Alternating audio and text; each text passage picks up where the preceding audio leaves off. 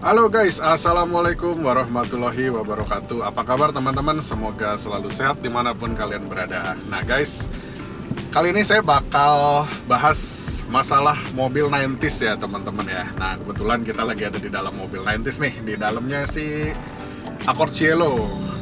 Nah, mungkin dari teman-teman banyak yang bertanya ya, karena ada beberapa pertanyaan yang masuk ke kolom komentar video saya. Terus ada juga yang nge-DM ke Instagram ya teman-teman, nanyain, Kang kalau mobil 90s kayak Great Corolla, terus mobil ini ya Accord Cielo, terus Genio, ya, intinya mobil-mobil 90s lah, kalau misalnya dipakai buat harian apakah masih worth it, terus perawatannya gimana, terus bakal rewel nggak di jalan. Oke, nah sekarang kita coba bahas yuk teman-teman ya. Berdasarkan pengalaman saya selama pegang beberapa mobil 90s ya, mulai dari merek Jepang sampai mobil Eropa. Nah, saya akan sharing berdasarkan pengalaman saya. Jadi kalau teman-teman semua punya pengalaman sendiri, boleh banget sharing di kolom komentar guys. Jadi kita biar belajar sama-sama, kita ngobrol sama-sama soal otomotif, karena sharing ilmu itu adalah sesuatu yang bisa menimbulkan kebersamaan buat kita teman-teman. Oke, tonton videonya sampai selesai ya. But I've known you too long, it hurts to watch your blue eyes fade to gray as you fade away, as you fade away. Oke, mobil 90s teman-teman ya. Mobil 90s kita anggap mobil tahun 90 sampai 99 ya teman-teman. Itu berarti kalau mobilnya tahun 99 bisa dibilang sekarang usianya sudah 25 tahun ya teman-teman. Anggap itu paling muda. Kalau mobilnya tahun 90 berarti itu udah 35 tahun. Wow. Ya udah tua banget sih memang ya untuk ukuran sebuah mobil ya. Yang mobil ini aja tahun 94 usianya udah 30 tahun. Nah, masih reliable nggak sih kalau misalkan kita pakai mobil-mobil itu untuk penggunaan harian ya? Yang mana harian itu kan namanya kita pemakaian harian itu pasti kondisi lalu lintasnya macam-macam ya, mulai dari lancar, macet, hujan, panas, terus ya mungkin sesekali kita harus keluar kota gitu ya. Nah, perjalanan panjang dan jauh dengan menggunakan mobil kita. Nah, masih memungkinkan gak sih mobil-mobil tua bangka ini yang notabene udah berusia puluhan tahun ini disiksa ya, bisa dibilang bukan disiksa ya, maksudnya dipergunakan sebagaimana mestinya layaknya mobil-mobil baru keluaran sekarang. Oke, balik lagi teman-teman, tergantung perawatan yang kalian lakukan terhadap mobil itu ya teman-teman, atau tergantung unit yang kalian dapatkan ya. Kayak misalkan kalian baru ngambil mobil nih, kalau kalian dapat unit yang segar, unit yang terawat, insya Allah bisa teman-teman. Justru sebenarnya mobil 90s itu materialnya lebih kuat sebetulnya untuk di beberapa partnya teman-teman ya. Gitu, lebih nggak rewel sebetulnya selama mobilnya terawat. Nah, tapi kalau nggak terawat teman-teman, ya mau mobil baru juga pasti ada aja gitu loh yang rusaknya gitu. Cuma balik lagi teman-teman, kalau kalian dapat unit yang terawat atau kalian ngerawat mobil kalian, mobil 90s itu sebenarnya simple banget, perawatannya mudah, spare partnya juga cenderung murah. Nah, cuma mungkin memang untuk beberapa merek ya, terutama untuk mobil Eropa yang non populer kayak misalkan let's say Volvo, atau mungkin Peugeot masih rada gampang ya, spare partnya nggak terlalu susah.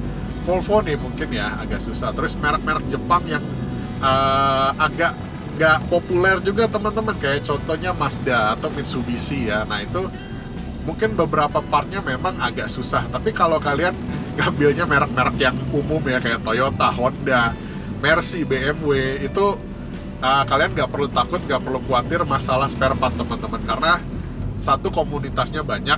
Jadi kalau kalian pemakai mobil-mobil dengan merek tersebut, saya saranin kalian ikut komunitas atau paling nggak ikut milisnya lah, mailing listnya, atau ikut grup online-nya teman-teman ya. Buat nambah nambah ilmu, nambah pengetahuan, sekaligus nambah relasi juga gitu guys ya. Jadi kalau untuk merek-merek yang common mobil tahun 90-an nggak usah khawatir. Saya pengalaman ngerawat Mercedes-Benz, ngerawat Honda, ngerawat Toyota yang usianya udah tua teman-teman ya, itu nggak ada masalah. Ngerawat BMW yang usianya udah lumayan tua nggak ada masalah sama sekali teman-teman. Wih, keren banget tuh Hilux ya. Gitu guys ya, jadi kalau untuk masalah spare part, perawatan nggak usah khawatir, masih banyak banget bengkel-bengkel yang bisa nanganin ya. Nah, enaknya mobil tahun 90-an ya, itu karena dia simple, biasanya bengkel-bengkel biasa gitu ya, bengkel-bengkel umum juga bisa buat nanganinnya gitu guys. Nah, jadi kalau masalah reliable apa enggak, ya jujur kalau misalkan mobil kalian dirawat, mobil kalian dalam kondisi baik, mobil 90s ini sangat-sangat reliable, masih mumpuni banget untuk dipakai warawiri. Cielo ini sekarang sering saya pakai teman-teman ya, lumayan sering. Terus dulu saya sempat pakai W210, itu juga bisa dibilang setiap hari keluar. Terus ada Camry, walaupun bukan tahun 90-an ya, Camry 2005 itu dipakai istri saya tiap hari buat kerja teman-teman, yang mana itu mobil usianya juga udah hampir 20 tahun ya teman-teman gitu. Terus ada Pajero, walaupun itu paling muda di rumah ya, tahun 2012, tapi tetap aja udah lumayan tua tuh, udah 12 tahun deh gitu guys. Jadi sebenarnya balik lagi ke masalah perawatan, masalah kalian gimana ngurus mobilnya. Mobil baru kalau kagak diurus ya sama aja teman-teman. Nah terus berarti mobil 90s nggak ada dukanya dong ya selama saya pakai gitu ya. Oh, kata siapa teman-teman? Nah ini dia, ada satu faktor yang nggak bisa kalian pungkiri teman-teman ya di mobil 90s, itu adalah usia ya teman-teman. So kalau kalian berpikiran untuk pakai mobil 90s, kalian harus siap-siap dengan surprise yang mungkin bisa terjadi kapanpun ya. Contoh kayak misalkan ya teman-teman, let's say misalkan tiba-tiba kaki-kaki kalian bunyi mendadak ya, tanpa angin, tanpa hujan, tiba-tiba habis lewat jalan yang agak jelek gitu ya, tiba-tiba kaki-kakinya tiba-tiba berbunyi gitu ya, berbunyi aneh.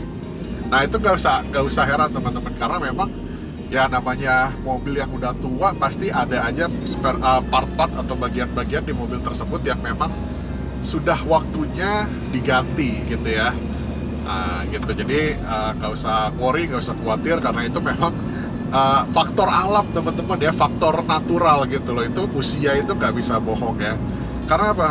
Namanya kaki-kaki, namanya perkabelan, itu ada yang namanya karet dan plastik teman-teman. Nah, karet dan plastik itu adalah material yang termakan oleh usia ya. Karet semakin tua dia akan semakin keras, semakin getas. Plastik pun sama, semakin tua dia akan semakin rapuh gitu teman-teman. Jadi mungkin kalau tiba-tiba nanti kalian pakai mobil yang udah berumur seperti ini, tiba-tiba ada surprise kecil ya teman-teman, entah itu tiba-tiba indikator aki nyala lah misalkan gitu ya, nggak ada pengisian gitu ya, atau tiba-tiba ada bunyi-bunyi aneh di mesin, atau misalkan tiba-tiba ya jelek-jeleknya ya mogok di jalan gitu ya, karena suatu hal dan karena satu dan lain hal gitu ya, ya itu adalah resiko yang harus kalian pertimbangkan sebelum memilih mobil 90s teman-teman gitu ya. Karena ya itu balik lagi faktor usia, kadang-kadang ada aja yang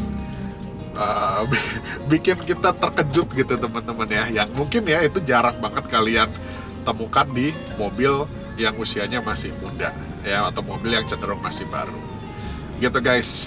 Oke, jadi namanya mobil tua, senengnya ada, sukanya ada, dukanya juga pasti ada.